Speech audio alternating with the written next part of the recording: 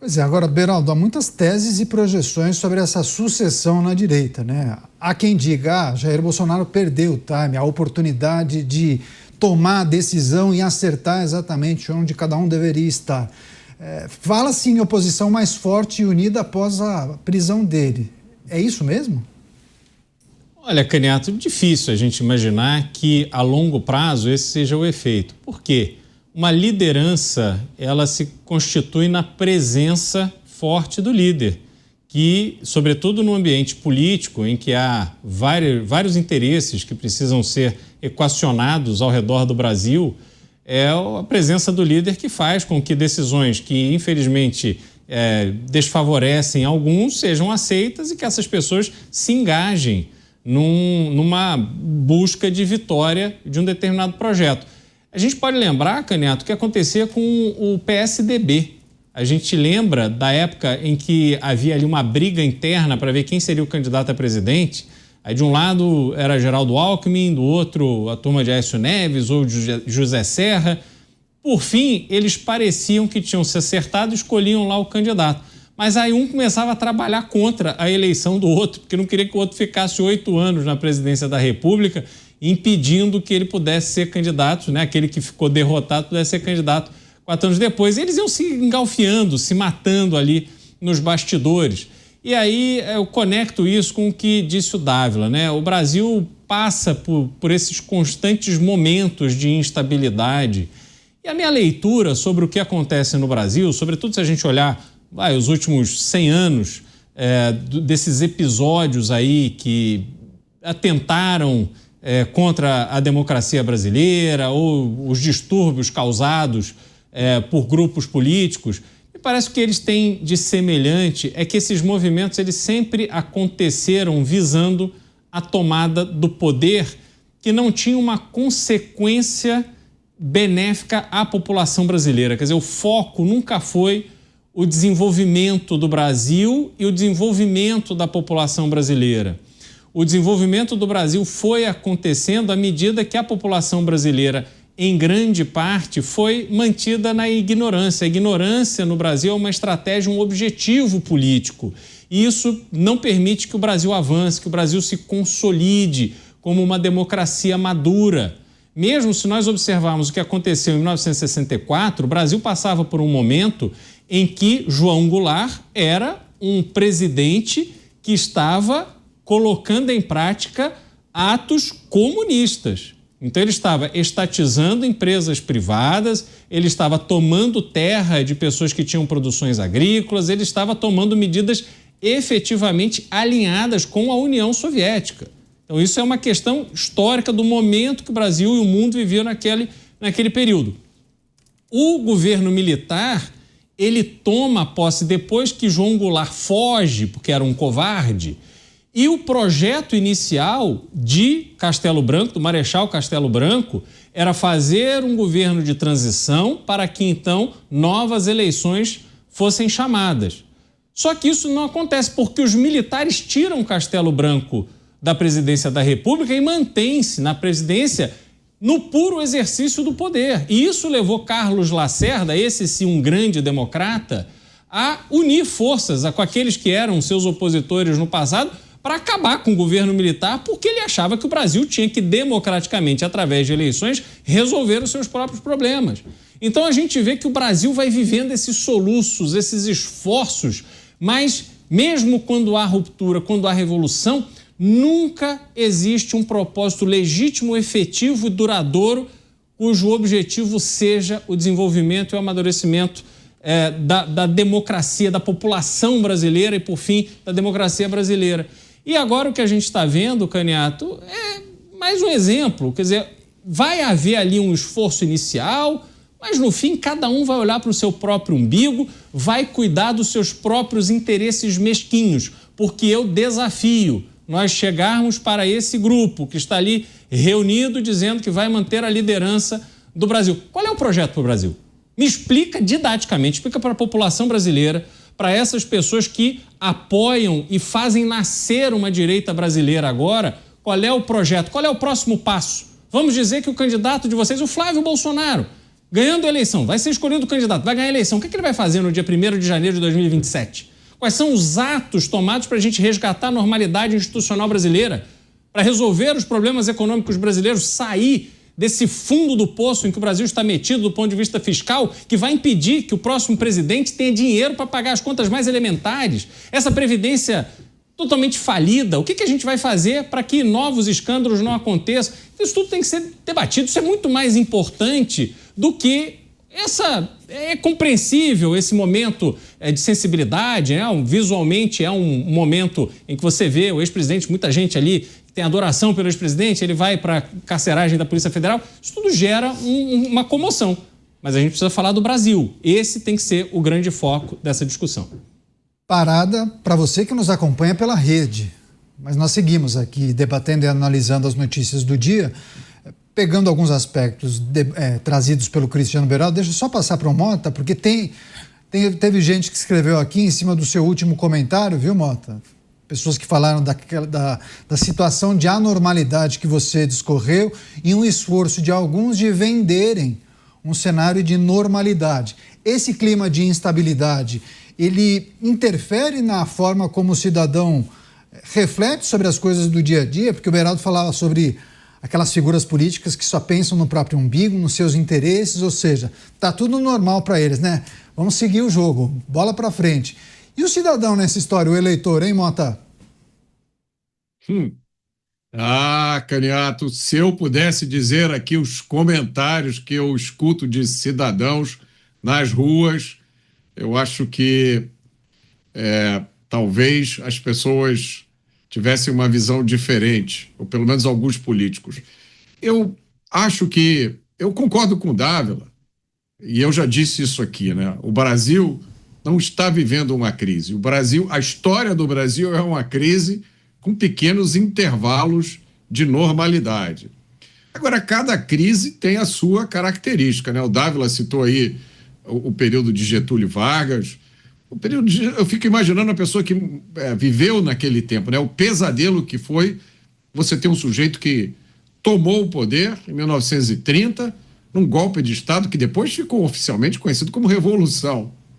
Depois deu outro golpe de Estado em 1937, implantou uma ditadura de caráter fascista no Brasil. E hoje, ainda hoje, há gente que louva o período Getúlio Vargas como um período de grande desenvolvimento. Ironicamente, é um período durante o qual se tinha isso que o Beraldo citou aí, um projeto para o Brasil, né? O Getúlio tinha um projeto para o Brasil. Primeira parte do projeto do Getúlio o primeiro para mim e para os meus amigos. Aí Getúlio sai do poder em 45, eu imagino, né, o sujeito que vivia naquela época, graças a Deus, agora voltamos à normalidade democrática, né, constituinte, agora o Brasil vai para frente. 51, Getúlio volta de novo. Meu Deus do céu. Então, eu reconheço essa característica do Brasil, mas eu não sou um daqueles que acredita que o Brasil está condenado ao fracasso, está condenado ao atraso, que a gente tem que achar essas coisas normais. Nos últimos anos, eu conheci uma quantidade enorme de brasileiros que, se tiver uma chance, vai conduzir esse país a outro patamar. Eu acho que é nisso que a gente tem que colocar os olhos. Nós não podemos achar que o que acontece no Brasil hoje é normal. A gente não pode achar que é um problema restrito só a uma parte da cena política. E é isso que eu vejo. É essa interpretação que eu dou ao comportamento de muitos políticos, especialmente parlamentares do Congresso. Perfeito, é isso. Só vou receber a rede, daí o Mota pode arrematar, inclusive, essa reflexão que ele faz. E a nossa enquete do dia trata um pouco dessas discussões que nós estamos fazendo.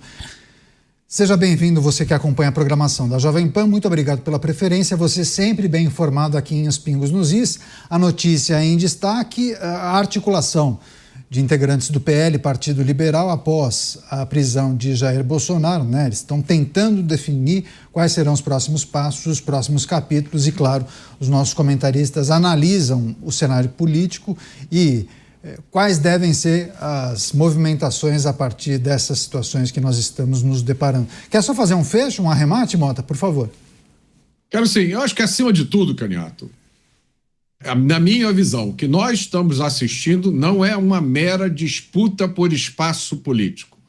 O que nós estamos assistindo é um esforço organizado para conseguir hegemonia para uma determinada ideologia em todos os espaços da sociedade.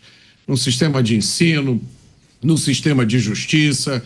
Então, é inaceitável que a maioria do povo brasileiro seja contra drogas. E aí o Estado brasileiro diz que não, olha, se você andar com até 40 gramas de maconha, isso é normal. É inaceitável que a maioria do povo brasileiro queira punição dura para os criminosos. E todo dia o Estado brasileiro acha um jeitinho para melhorar a vida dos criminosos. Então isso não é uma disputa por espaço político. Isso é uma disputa pelo destino do país. Pois é, deixa eu passar para o Dávila, porque tanto o Beraldo quanto o Mota trouxeram aspectos históricos, colocando em paralelo com o que a gente vive hoje. Você abriu o sorriso em alguns momentos, né, Dávila?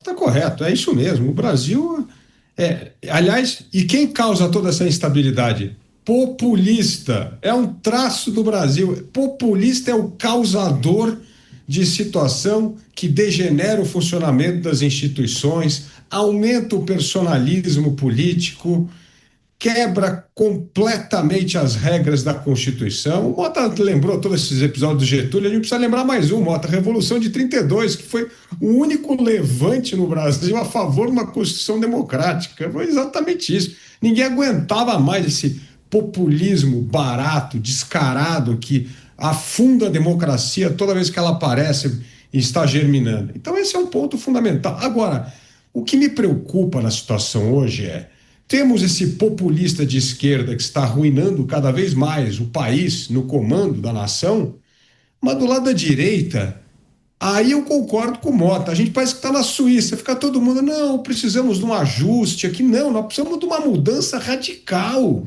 nós precisamos virar esse país de ponta cabeça, nós precisamos de um Javier Milei, alguém que tenha coragem de falar as coisas como elas são. Não, o jeito que está, o gasto público vai acabar com o Estado brasileiro. Esses gastos obrigatórios que a gente tem com aposentadoria, com benefícios sociais, com rombo de estatal, vai acabar com o país. Hoje o Brasil já arrecada 35% do PIB e joga nesse Estado corrupto, caro e ineficiente, que o dinheiro vai para o ralo. Tanto vai para o ralo que a gente não aguenta mais a insegurança pública, a gente não aguenta mais educação de péssima qualidade, saúde péssima. Por quê? Porque todo esse dinheiro, e nós estamos falando da nona economia do mundo, arrecada 35% do PIB e tem uma dívida de quase 80%. É uma vergonha. Agora, eu não vejo ninguém falando sobre isso. E aí tem esse ponto que o Beraldo falou, é um projeto de país. A gente precisa de um projeto de país para tirar o Brasil deste atoleiro que ele está por tantos anos de populismo, desgoverno e maltrato com o nosso dinheiro. O dinheiro público não, é o nosso, pagador de imposto, num país que presta serviço de péssima qualidade. Isso é que importa, candidato. O resto, a população está cansada dessa polarização. A população não aguenta mais esse UFC político que não leva a nada. Ela quer, oferece os reais problemas do país e melhora a vida da nação. Pois é, o Dávila jogou um pouco de gasolina nessa discussão. Beraldo, é preciso um freio de arrumação na direita? Você acha que muitos ficaram reféns dessa situação? Não, na verdade, o que aconteceu na direita brasileira é que houve essa criação, né, a partir ali das manifestações que começaram em 2014, o brasileiro expondo a sua completa, total insatisfação, a sua revolta com os casos de corrupção que a Lava Jato começou a mostrar, né, para a sociedade, que aconteciam ali com números bilionários. E aí fez sentido, né, ter um movimento declaradamente de direita, e entendeu-se no Brasil que ser de direita não era ser PSDB. PSDB foi por 2 décadas o partido que se opunha ao PT. Então parecia que ele era à direita no Brasil, mas na verdade a gente chegou à conclusão de que não era bem assim. Agora, quando a gente busca as soluções que o Brasil precisa, Caniato, A direita hoje não está debatendo qual é esse plano, qual é esse projeto para o país. A gente tem uma busca de um espaço. Agora, é preciso se discutir o que será feito com esse espaço. Temos uma oportunidade muito importante no ano que vem para que o governo federal saia das mãos da esquerda. Agora, o que a direita fará, uma vez que ela consiga ganhar as eleições, não está claro, e isso é um problema, porque corremos o risco de ter uma nova oportunidade perdida. Porque não dá para a gente ter um novo presidente que chegue ao poder e diga, eu não consigo fazer nada sem o Centrão, porque isso já é sabido. Se você chegar lá para se surpreender com a força do Centrão, aí realmente não dá. Se você chegar à presidência da República para usar a Procuradoria-Geral da República para abrigar alguém que é um íntimo seguidor e amigo dos seus opositores políticos, desculpa, não dá. E a gente vai ver os problemas se acumulando e se agravando e, obviamente, esse projeto não dará certo e 4 anos depois o Brasil sairá das mãos da direita e cairá novamente na mão de um populista de esquerda. Porque se nós não resolvermos de forma definitiva a parte da criminalidade e não resolvermos a parte da educação, esqueçam, o Brasil não tem absolutamente a menor chance de dar certo. Para resolver o problema da criminalidade, hoje não há opção a um país que quer se desenvolver que não seja ser um país seguro. Nós teremos que ser brutalmente duros contra o crime. E brutalmente duros contra o crime exige alguém que tenha coragem, força e liderança para dar o poder necessário, o dinheiro necessário para as polícias estaduais agirem conforme a sua vocação. Alguém que use a Polícia Federal e as Forças Armadas para blindar as nossas fronteiras, para criar um sistema prisional que mantenha presos vivendo vida de preso e um judiciário que mantenha preso na cadeia. Isso tudo precisa mudar e precisa ser muito bruto e duro para que essas mudanças aconteçam. Além disso, nós temos que ter um mantra no Brasil que é bandeira, quartel e escola, sobretudo num país onde boa parte da marginalidade, dos bandidos, da mão de obra da bandidagem, vem de famílias que não têm uma presença paterna forte. Portanto, é preciso recuperar o verdadeiro sentido do patriotismo. É preciso recuperar o senso de hierarquia, coisa que muitas das crianças de hoje em dia, e não só das famílias mais pobres, isso está ao longo de toda a pirâmide social brasileira, isso se perdeu. Respeito aos mais velhos, respeito ao professor. E depois nós temos que ter a referência da escola que seja uma escola que ensine e preparem os jovens para serem cidadãos de bem. E não essas escolas de hoje em dia, onde parte se torna ambiente de militância e parte se torna ambiente em que aluno faz o que quer. Isso é absolutamente inaceitável. Portanto, se não houver uma profunda revolução em áreas estratégicas e elementares de qualquer sociedade, esqueçam, o Brasil não dará certo. Mota, várias discussões que tratam de forças políticas, as lideranças, vai ter Bolsonaro, não vai, será o Tarcísio, vai ter a tão chamada, tão destacada união da direita. Agora, muitas lideranças falam e mencionam isso que o Beraldo trouxe aqui, as janelas de oportunidades abertas para 2026. Dá para medir, quantificar que janelas são essas? O que a gente pode esperar? Eu acho que há 2 bandeiras esperando para serem levantadas por quem se diz de direita. Um é da segurança pública, e a gente viu que isso está acontecendo, com o projeto do fim das saidinhas, foi aprovado, e com o PL antifacção. Eu acho que isso vai continuar. A outra bandeira é a da anistia, que eu não sei de onde vem tamanha hesitação da oposição, das forças políticas chamadas de direita, em abraçar essa bandeira. Basta ver o que aconteceu no Brasil em 1979, quando a esquerda abraçou a bandeira da anistia. O Cristiano Beraldo tem razão. E eu vou dizer o que ele disse de uma outra forma. É o que eu sempre digo aqui. Política feita sem convicção é mera ocupação de espaço para seu próprio benefício.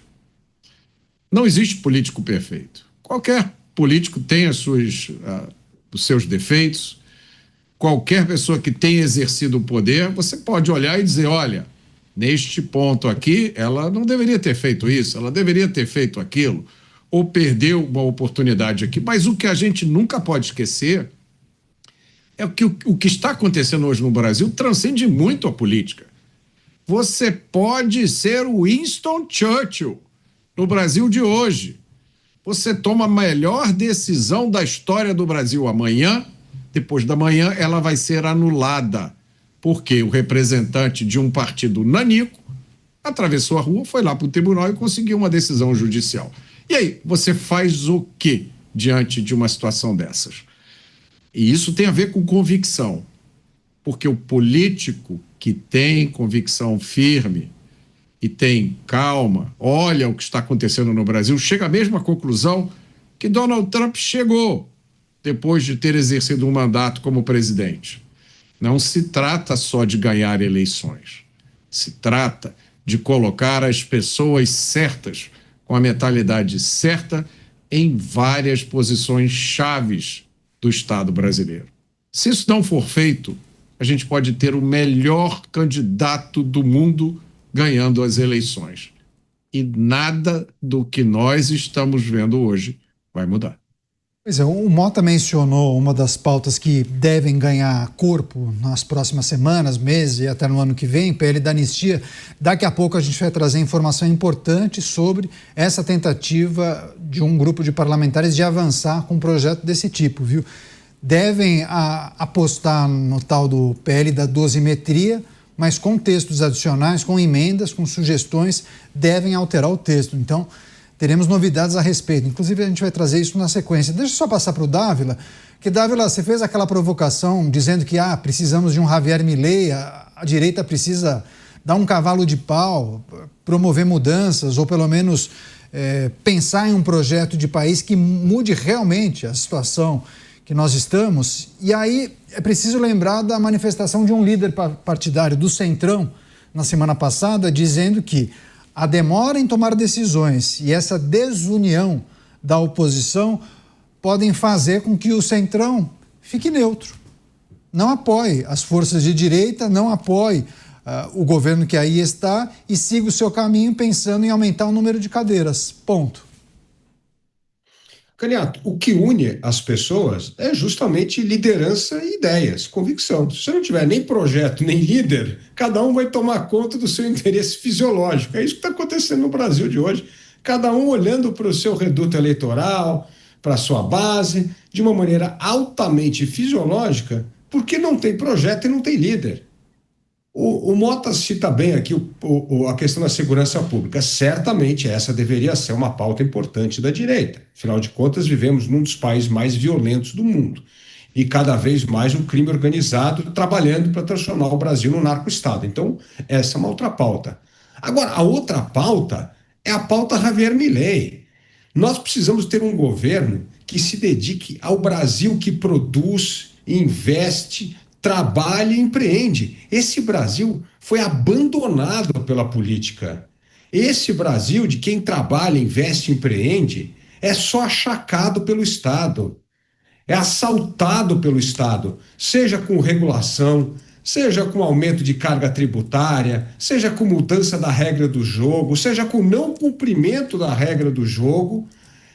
E esse Brasil que produz, trabalha, empreende, é esse Brasil que hoje tem 80 milhões de pessoas inadimplentes, porque o governo continua saqueando o nosso bolso, gerindo pessimamente o dinheiro, aumentando a dívida pública e obrigando o Banco Central a aumentar a taxa de juros. É isso aí, esse é o resultado. Eu não vi até agora nenhum candidato de direita colocar na camisa: eu sou o candidato do Brasil que produz, que empreende, que investe, que trabalha, e eu vou defender esse Brasil contra esse outro Brasil dos encostados, do cheque especial do governo, de subsídio, que só pensa em arrancar dinheiro do bolso do Brasil que trabalha. Não tem uma proposta clara.